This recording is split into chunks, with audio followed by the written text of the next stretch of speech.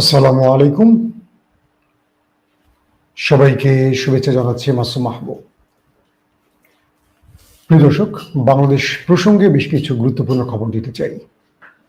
নির্বাচনের আর মাত্র ৩ মাস রয়েছে, শিগগিরই তফসিল ঘোষণা হবে, কিন্তু রাজনৈতিক দলগুলো এখনো বিভিন্ন ইস্যু নিয়ে রাজপথ গরম করে রেখেছে। একদিকে জামায়াত ইসলাম নির্বাচনের আগে গণভোট এবং জুলাই সনদের আইনি ভিত্তির জন্য সহ আর 5টি দাবি নিয়ে রাজপথে নেমেছে, তার 8টি সম্ভাবনা দর নিয়ে। পাশাপাশি আজ বিএনপি মহাসচিব মির্জা ফখরুল ইসলাম আলমগীর খুলনায় বলেছেন নির্বাচনের দিনই গণভোট, এছাড়া নির্বাচনের আগে গণভোট মেনে নেবেন না। জামায়াত আজকে প্রধান উপদেষ্টাকে স্মারকলিপি দিয়ে জানিয়ে দিয়েছে যদি এরই মধ্যে গণভোটের সিদ্ধান্ত না নেয় এই সরকার, 11 তারিখ ঢাকা চলো কর্মসূচির মাধ্যমে দেশের পরিস্থিতি পাল্টে দেবে। কি করতে চাচ্ছে জামায়াত ইসলাম?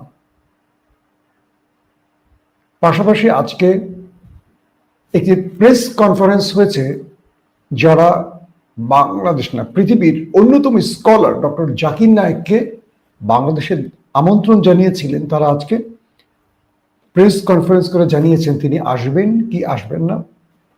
ডক্টর জাকির নায়েককে নিয়ে আমাদের আলোচনা থাকবে, তিনি কি আদৌ আসবেন না আসবেন না সেই বিষয়টি আমরা জানাবো। কি হয়েছে পর্দার অন্তরালে সে বিষয়গুলো থাকবে। দর্শক, আরো অনেকগুলো বাংলাদেশের বিষয়ে আলোচনা আসবে। শেখ হাসিনার বিদায়ের আগ মুহূর্তে 16 বছর ক্ষমতায় থাকা এই দাপুটি দলটির কি পরিণতি হয়েছে, এখান থেকে বিএনপির শিক্ষা নেয়ার কি আছে, এই বিষয়টিও আজকের লাইভে আলোচনা করব। প্রথমে আসি ডক্টর জাকির নায়েক প্রসঙ্গে। পৃথিবী বিখ্যাত স্কলার ডক্টর জাকির নায়েক, পৃথিবীর যেই দেশে তিনি পা রাখেন হাজার লক্ষ মানুষ তার বক্তব্য শুনতে ছুটে যায়। একাধিকবার তার বক্তব্য আমারও শোনার বা দেখার সুযোগ হয়েছে, তবে বাংলাদেশে না, দেশের বাইরে। বাংলাদেশে তিনি আসবেন এই ব্যাপারে যে আয়োজক কমিটি রয়েছে তারা আজকে প্রেস কনফারেন্স করেছেন। তারা বলছেন যে সরকারের স্বরাষ্ট্র থেকে শুরু করে ঊর্ধ্বতন সকল দায়িত্বশীল ব্যক্তিদের সাথে তাদের বৈঠক হয়েছিল এবং তাদেরকে অনুমতি দেয়া হয় ডক্টর জাকির নায়েকের আসার ব্যাপারে, গ্রিন সিগন্যাল দেয়া হয়, এক কথায় অনুমতি দেয়া হয়।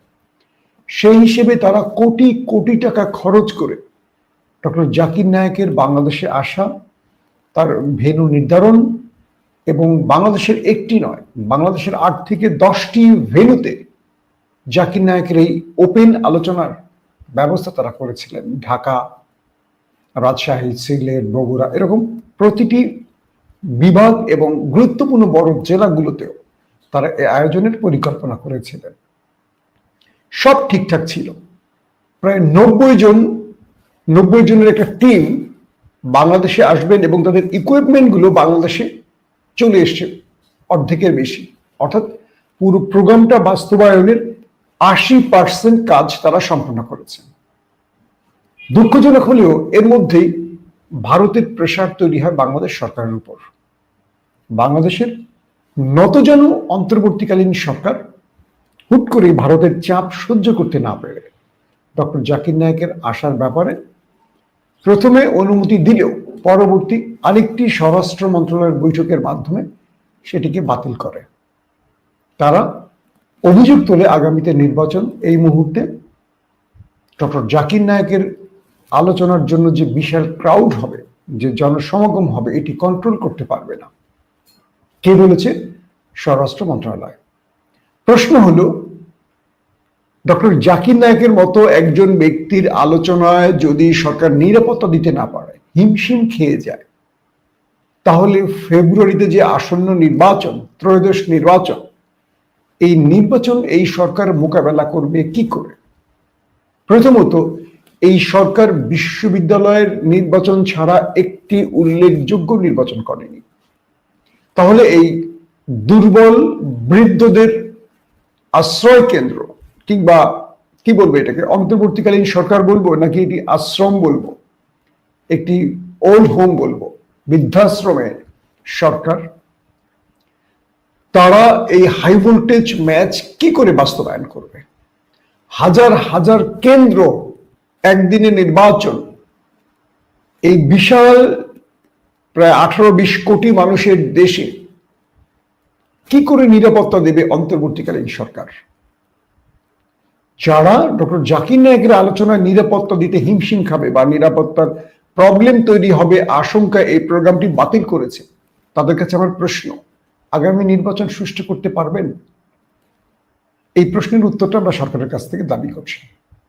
যে বাংলাদেশে শাহরুখ, সালমান, সানি লিওনদের মতো ব্যক্তিরা আসতে পারেন, নিরাপত্তার অজুহাত তৈরি হয় না, সেই বাংলাদেশে ডক্টর জাকির নায়েকের মতো একজন ইসলামী স্কলারের আসার ব্যাপারে সরকারের এই নীতি আমাদের জন্য হতাশার, কষ্টের, এবং সরকারের এই ভূমিকা নির্লজ্জ ভূমিকা। আমরা সরকারের এহেন কর্মকাণ্ডের জন্য নিন্দা জানাই। তবে যারা আয়োজক তারা বলেছেন, যেহেতু সরকার এই প্রোগ্রামটির ব্যাপারে শেষ পর্যন্ত অনুমতি বাতিল করেছে, অনুমতি দিয়েছিল তারা, দিয়ে কিন্তু বাতিল করেছে ভারতের চাপে পড়ে, কিন্তু সরকার বলছে না যে ভারতের চাপ যে এসছে সেটা আমরা জানি, আমরা দেখেছি গণমাধ্যমে। তো এই বিষয়টি হলো, তারা বলছে যে মার্চ মাসের দিকে তারা এই আয়োজনটি করতে পারে, অর্থাৎ নির্বাচনের পরে। প্রশ্ন হলো, নির্বাচনের পরে কোন সরকার ক্ষমতায় আসবে? ভারতের মদতপুষ্ট কোন সরকার, নাকি জাতীয়তাবাদী সরকার, নাকি ইসলামী সরকার, কোনটা আসবে আমরা জানি না। তার মানে মার্চ মাসে ওটা অনিশ্চিত হয়ে পড়বে, কারণ ভারতের নির্দেশ অন্তর্বর্তী সরকারের যদি ভিত কাঁপিয়ে দেয়, কিন্তু যারা নির্বাচিত সরকার, যারা ভারতের পা ধুয়ে পানি খেতে চায়, তারা কি করে ডক্টর জাকির নায়েকের আসার ব্যাপারে অনুমতি দেবে? আমি বিশ্বাস করি এটা আমাদের বাংলাদেশের 90% মুসলমানের দেশের যে আমরা দাবি করি, এটা আমাদের জন্য একটা লজ্জার, কোনোভাবে এটা কাম্য নয়। এটা যারা বিরোধিতা করবেন, আমি মনে করব তাদের ইমানের দুর্বলতা আছে। দর্শক, আসছি দ্বিতীয় প্রসঙ্গে। আজ ঢাকাতে জামাত এবং চরমোনাই সহ 8টি দল, জাকপা সহ আরো 8টি দল, মোট 8টি দল, পুরো ঢাকাতে তাদের আজকে একটা নির্বাচনী মানে কি বলবো ওয়ার্ম আপ হয়েছে, আমি যদি বলি এভাবেই। তাদের 5টি দাবি, এই দাবিকে নিয়ে তারা আজকে মাঠে নেমেছেন এবং তারা প্রধান উপদেষ্টার বরাবর স্মারকলিপি দিতে আসেন এবং তাদেরকে পুলিশ বাধা দেয়। একটা পর্যায়ে 8 দলের 8 জন প্রতিনিধিকে প্রধান উপদেষ্টার কার্যালয় পর্যন্ত আসার অনুমতি দেওয়া হয় এবং পরবর্তী তার পক্ষ থেকে একজন এই স্মারকলিপি গ্রহণের কথা থাকলেও 8টি দল রাজি হয়নি। 8টি দল বলে যে আমরা আমাদের স্মারকলিপি আমরা প্রধান উপদেষ্টাকে দেব। এরপর দীর্ঘ সময় দিন দরবার হতে হতে পরবর্তী প্রধান উপদেষ্টা, শিল্প উপদেষ্টা আদিলুর রহমানকে পাঠান এই জামাত সহ 8টি দলের প্রতিনিধিদের কাছে এবং তাদের মধ্যে আলোচনা হয়। আলোচনার পর আদিলুর রহমান গণমাধ্যমকে জানান তারা দাবিগুলো শুনেছেন এবং এগুলো তাদের কাছে যৌক্তিক মনে হয়েছে। জামাতের মিয়া গোলাম পারওয়ার, সেক্রেটারি জেনারেল, তিনি বলেছেন সরকার আমাদের সাথে ভালো ব্যবহার করেছে এবং সরকারের পক্ষ থেকে বলা হয়েছে তারা এই দাবিগুলোকে সুনজরে দেখবে। তারপর তারা প্রোগ্রাম সমাপ্ত করেছেন। সমাপ্তের আগে ঘোষণা দিয়েছেন 11 নভেম্বর, অর্থাৎ এই মাসের 11 তারিখে ঢাকা চলো কর্মসূচি দেয়া হয়েছে। প্রশ্নটা হলো, ঢাকা চলো কর্মসূচি কেন? প্রসঙ্গ হলো, জামাতের নায়েবে আমির আব্দুল্লাহ মোহাম্মদ তাহের বলেছেন সোজা আঙুলে ঘি না উঠলে তারা আঙুল বাঁকা করবেন, ঘি তাদের প্রয়োজন। প্রথম ওয়ার্ড। দ্বিতীয় ওয়ার্ড গোলাম পারওয়ার, 11 তারিখ ঢাকার পরিস্থিতি পাল্টে যাবে, চিত্র পাল্টে যাবে। এই দুটো বক্তব্যের মধ্যে আমি গভীর থ্রেড খুঁজে পাচ্ছি। পাশাপাশি খুলনাতে বিএনপি মহাসচিব মির্জা ফখরুল ইসলাম আলমগীর বলেছেন নির্বাচনের দিনই গণভোট হবে, এর আগে নয়, এর আগে হতে দেয়া হবে না। আমির খসরু মাহমুদ সহ বিএনপির আরো নেতারা বলেছেন তারা নির্বাচন বন্ধে গভীর ষড়যন্ত্র দেখতে পাচ্ছেন। জামাতের এক নেতা বলেছেন বিএনপি যে দাবি করেছে নির্বাচন বন্ধে তারা গভীর ষড়যন্ত্র খুঁজে পাচ্ছেন, নির্বাচনের জন্যই তো লড়াই করতে জামাত। তারা বলছে যে আমরা নির্বাচন চাইছি দ্রুত, এই জন্যই রাজপথে নেমেছি, সেটা গণভোট হোক আর সংসদ নির্বাচন হোক, জনগণের কাছে তো ভোটের ম্যান্ডেটের জন্যই আমরা যাচ্ছি। আর যারা বলছে নির্বাচন বন্ধে ষড়যন্ত্র খুঁজে পাচ্ছেন, বানচালে ষড়যন্ত্র, তারাই বরং নির্বাচন থেকে সরে যেতে চাইছে, এটা জামাতের নেতাদের দাবি। আবার বিএনপি বলছেন কোনোভাবেই নির্বাচনের আগে গণভোট হতে দেবেন না। আমার প্রশ্নটা এখন এখানে যে গণভোট নির্বাচনের দিনই কেন বিএনপি চায়? এ ব্যাপারে জামায়াতের বক্তব্য হলো এই গণভোটটাকে বিতর্কিত করার জন্যই এই কাজটি করছে বিএনপি। কারণ তারা জুলাই সনদের বাস্তবায়নও ভেটো দিয়েছে, তারা রাষ্ট্রের যে সংস্কার প্রস্তাবগুলো এসছে সেখানেও তারা নোট অফ ডিসেন্ট অর্থাৎ ভেটো দিয়েছে অনেক জায়গায়। অর্থাৎ পূর্বে তারা যে বিষয়গুলো চেয়েছিল এখন তারা সেই বিষয়গুলো চায় না, কারণ তারা ধরে নিয়েছে ক্ষমতায় আসবে, তাই তাদের ক্ষমতার প্রশ্নে তারা আওয়ামী লীগ হতে চায়। এটি জামাতের বক্তব্য। বিএনপির বক্তব্য হলো জামাত আন্দোলন সংগ্রামের নাম করে নির্বাচনটা যেন বানচাল হয় তার ষড়যন্ত্র করছে। এখন এই দুই পক্ষের মাঝখানে এনসিপি নেতা, যিনি সবসময় কথা একটু বেশি বলেন এবং আলোচনায় থাকতে চান এই কথার মাধ্যমে, আপনারা তাকে সবাই চেনেন, আমাদের এনসিপি নেতা মিস্টার পাটোয়ারি, তিনি বলছেন বিএনপি জামাত মানে দুই পক্ষকে কি বলবো যে তারা দুইজন মিলে কামড়াকামড়ি করে দেশের পরিস্থিতি আরো ঘোলাটে করার চেষ্টা করছে। মানে একদিকে তারা গভীর ভাবে ভেতরে ভেতরে জোটের সাথে এই দলের সাথে ওই দলে যাওয়ার সাথে কাজ করছে, আবার তারা মুখে দুই দলের সমালোচনা করে নিরপেক্ষ থাকার চেষ্টা করছে। এনসিপি এই মুহূর্তে রাজনীতিতে গুরুত্বহীন, মানে না মানে বাংলাদেশের রাজনীতি এখন কন্ট্রোল করবে ইসলামী দলগুলো এবং বিএনপি।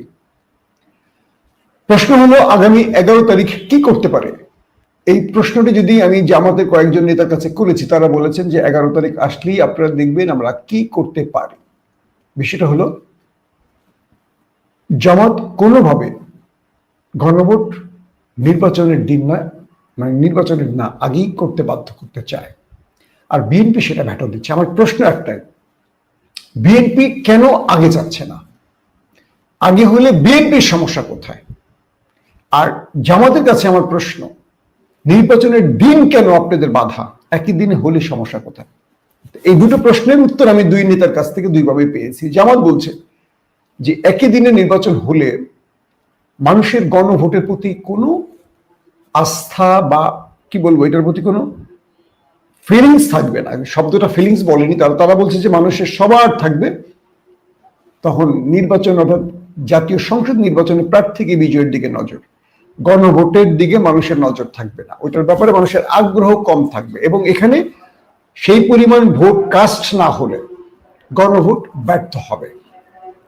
এটি চাইছে মূলত বিএনপি, যাতে করে গণভোটটা বাতিল হয়ে যায়। কারণ গণভোটটা হলে যদি হার জয়যুক্ত হয় বিএনপির জন্য সমস্যা হবে, কারণ বিএনপি আওয়ামী লীগ হতে চায়, এককভাবে সব ক্ষমতা হাতে রাখতে চায়। এটা হলো জামাত।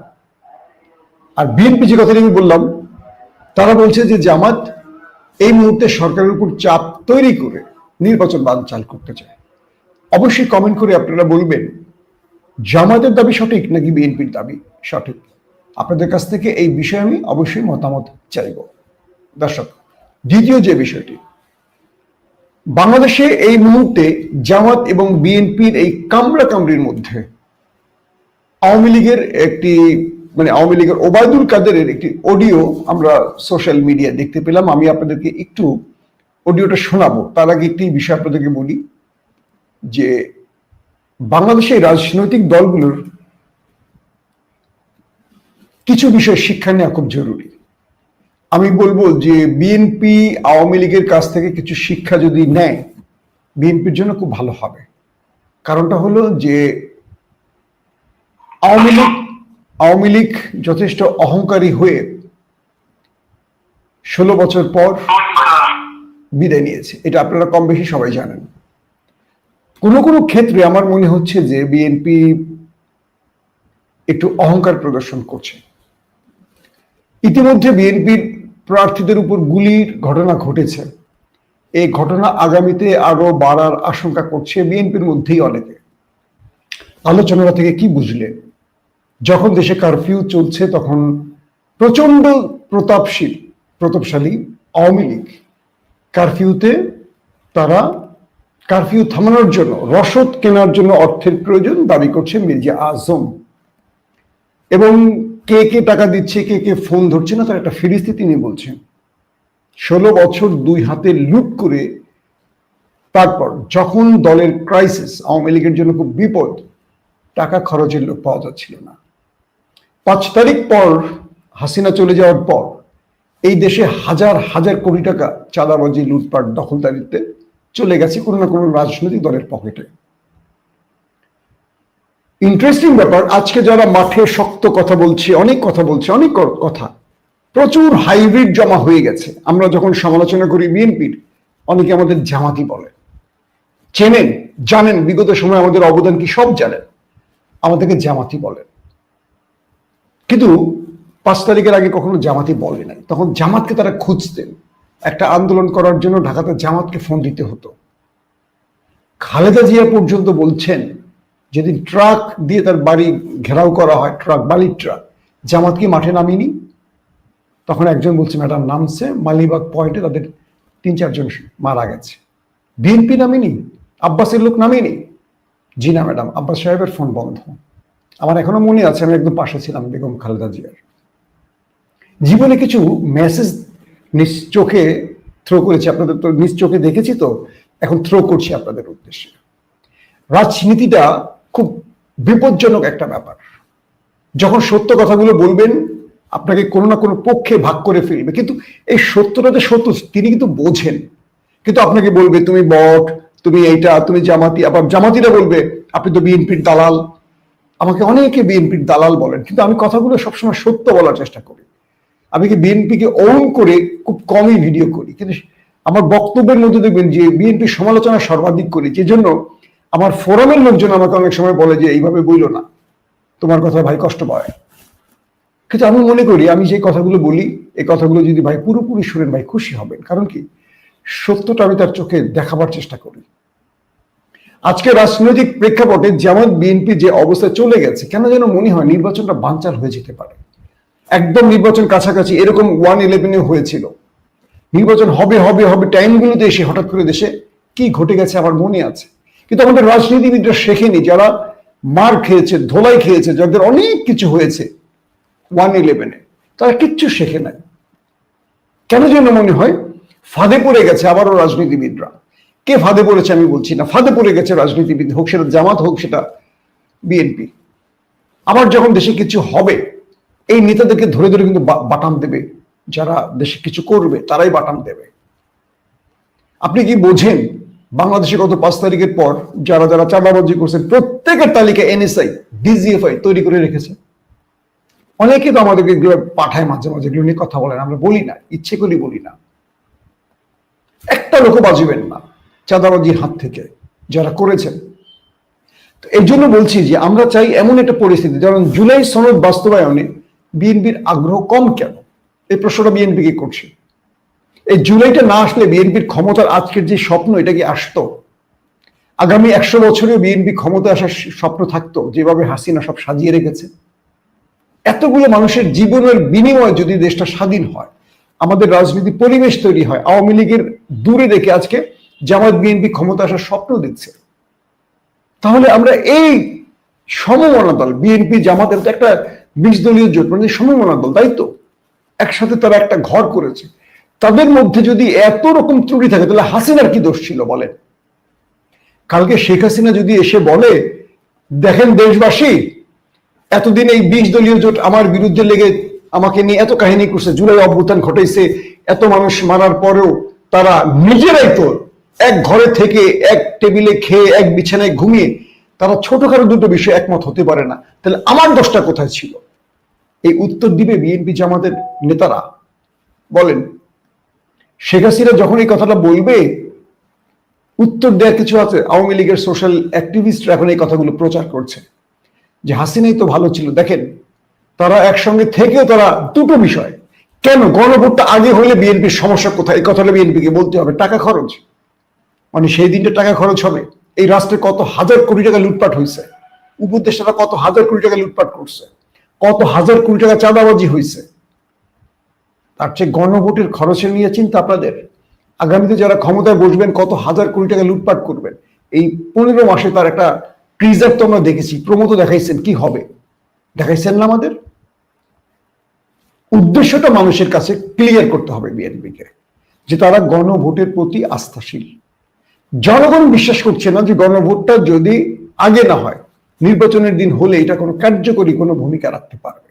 জুলাই সনদ বাস্তবায়ন আইনি ভিত্তিটা আগে নয় কেন? এই দুটোর উত্তর বিএনপি আদৌ জাতিকে স্পষ্ট করতে পারেনি। আমি জামাতকে বলবো যে আপনারা বিএনপির সাথে বসেন। আজকে জামাতের নেতা বিএনপিকে ফোন করেছেন একসাথে বসার ব্যাপারে, শিগগিরই তারা বসবেন এমনটি শোনা যাচ্ছে। আমি অনুরোধ করবো, এই দুটো দল তো একটা দল, আমার কাছে দুটো দলই প্রিয় দল। সত্য কথা, আমি বিএনপি সমর্থন করলেও আমি জামাতের খুব বেশি বড় সমালোচক নই। কারণ কি, গত 16টা বছর এই দুটো দলকে আমরা একসাথে দেখছি ভুগতে, যন্ত্রণা সইতে। আমি অন্যদের মতো পারি না দুটো দলের মধ্যে তিক্ততা ছড়াতে। আমি দুটো দলেরই সমালোচনা করি, কারণ দুটো দলকে ভালোবাসি। অন্যদের মতো আমি একটা দল করি বলে আরেকটা দলের বিরুদ্ধে অপপ্রচার করবো, আমি এই ক্যাটাগরির লোক নই। কারণ আমি আল্লাহকে ভয় করি। আমি রাজনৈতিক কোনো পদবীর লোক নই, রাজনীতির মাধ্যমে পকেট ভারী করার পক্ষের লোক নই। সো আমি সত্য কথা বলতে এতটুকু দ্বিধা করি না। যদি আমি কোনো পদবীর জন্য, যদি আমি রাষ্ট্রীয় কোনো বড় পদের স্বপ্ন দেখতাম, তাহলে আমি চুপ থাকতাম। এটা আপনি অ্যাটলিস্ট বুঝতে পেরেছেন। একদম চুপ থাকতাম, কারণ আমার ব্যক্তিগত লাভের জন্য আমি ওইটুকু জলাঞ্জলি দিতাম। কিন্তু আমি রাষ্ট্রকে ভালোবাসি, এই দেশটাকে ভালোবাসি। আমি চাই না এই দেশে পূর্বের পরিস্থিতি আর তৈরি হোক। আমি চাই এই দেশটা ওয়েস্টার্ন কান্ট্রির মতো আইনের শাসন বলবৎ থাকুক, মানুষের অধিকার প্রতিষ্ঠিত হোক। কোনো টেলিফোনের উপর পুলিশ কাজ করবে না, আদালত কাজ করবে না, চাকরির ক্ষেত্রে কোনো তদবির কাজ করবে না, মেধার ভিত্তিতে সবকিছু হোক। এটা কি চাওয়া খুব অন্যায়? জামায়াত এবং বিএনপিকে বলবো, বাকি যে দলগুলো আছে ইসলামী দলগুলো, সবাইকে বলবো বসেন, সমাধান করেন।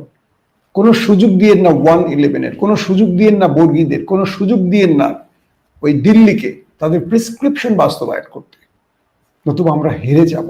প্লিজ আপনারা আমাদের সবার, আপনি বিশেষ করে প্রত্যেকটা দল যারা এখন আছে, এনসিপি, বিএনপি, জামাত, চরমনাই, যত দল আছে সবাই আমাদের ভালোবাসার দল। আপনারা বহু ত্যাগ স্বীকার করেছেন, বহুত রক্ত দিয়েছেন। আসেন এবার এখন এই দেশের স্বার্থে এখন আর লড়াই করেন না। 11 তারিখ ঢাকাকে এমন কোন চিত্রের, এমন কোন পরিস্থিতির মধ্যে ফেলেন না যাতে আওয়ামী লীগ সুবিধা নিতে পারে। অনুরোধ আপনাদের কাছে।